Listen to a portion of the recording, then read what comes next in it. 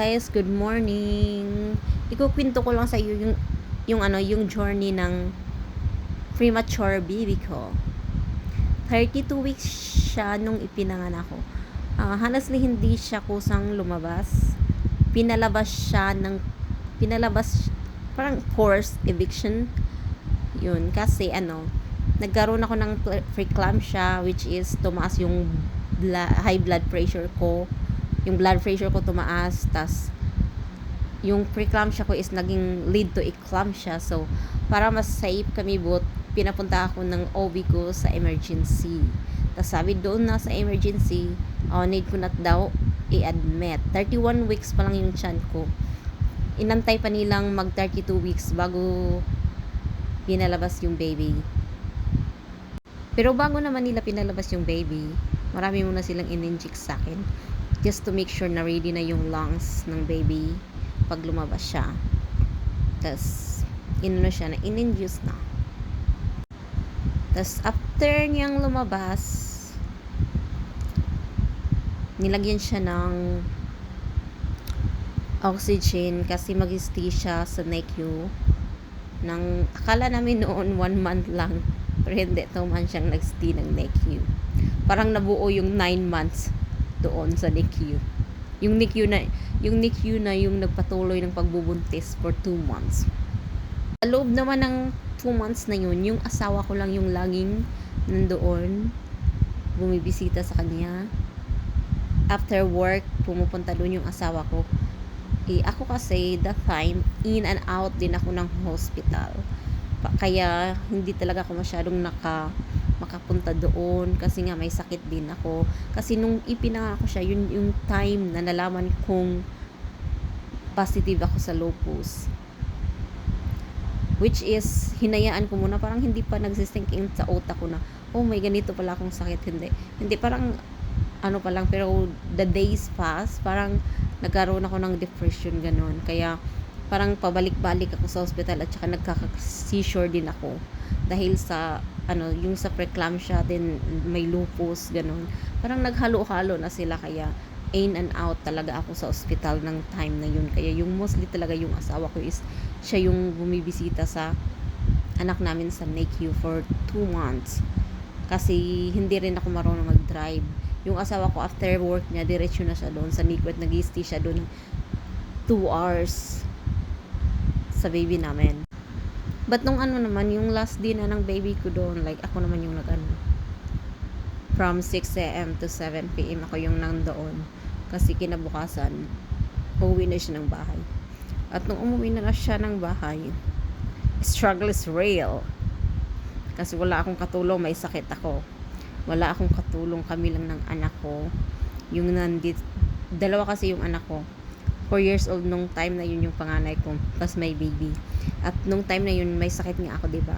11 kind of medicine yung tinitake ko sa umaga. At sa gabi naman is 9. Alam mo yung pag-take ko ng mga medicine na yun, parang nawawala ako sa isip ko. Lutang na, kumbaga, naging high ako.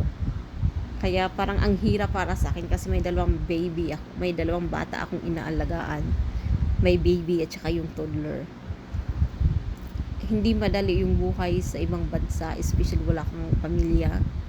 Kasi yung asawa mo nasa work, matutulungan naman at tinutulungan naman ako ng asawa ko. Kaso nasa work siya lagi. Natutulungan niya lang ako pag umuwi siya. Siya na yung nagbabantay. Tas sa gabi, siya din yung nagbabantay kasi kailangan ko magpahinga. May sakit nga, diba? Tas thankful na din ako sa asawa kasi hindi niya naman ako pinababayaan, pati yung mga anak namin. Kasi pag sa gabi, hinahayaan niya lang akong matulog. Siya yung nag-aalaga sa babies.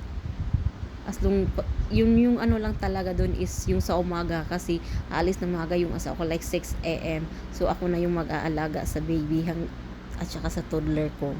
Nasa bahay lang kami. Tas ang dami ko pag tinitake na medicine, yung parang ang hirap kung alam niyo ba, dumating sa point na yung tipong, kasi nga lagi, I think 4 times ako nagka-seizure. Yung tipong pagising ko sa umaga tas wala na yung asawa ko, natatakot na ako. Yung takot na ako. Lumalabas agad ako ng bed, yung sa bedroom namin, lumalabas ako, pumupunta agad ako dun sa living room.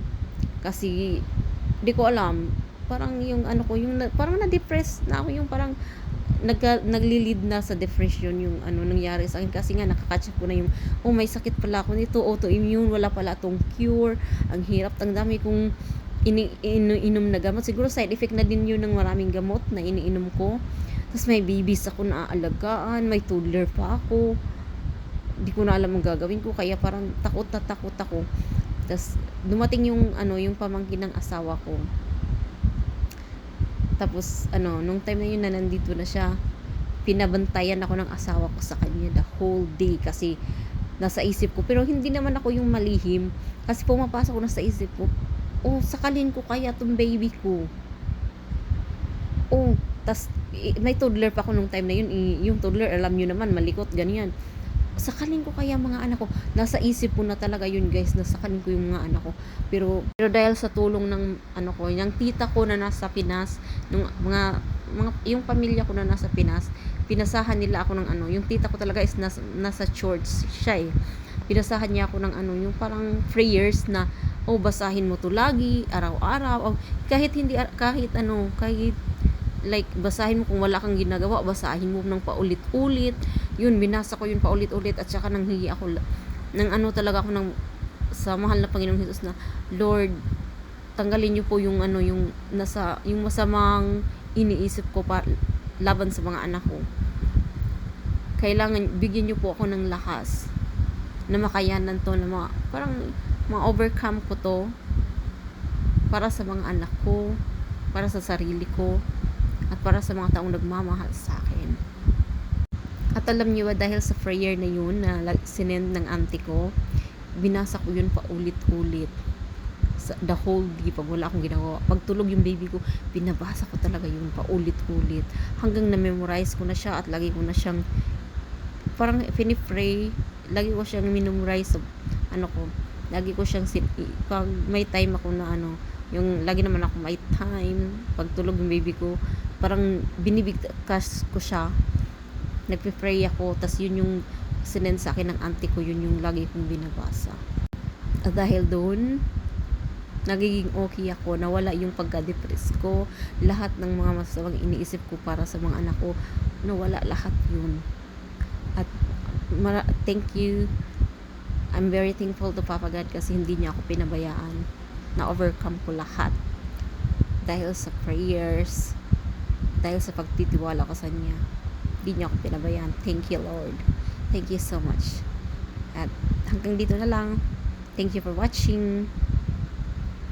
Till the next vlog.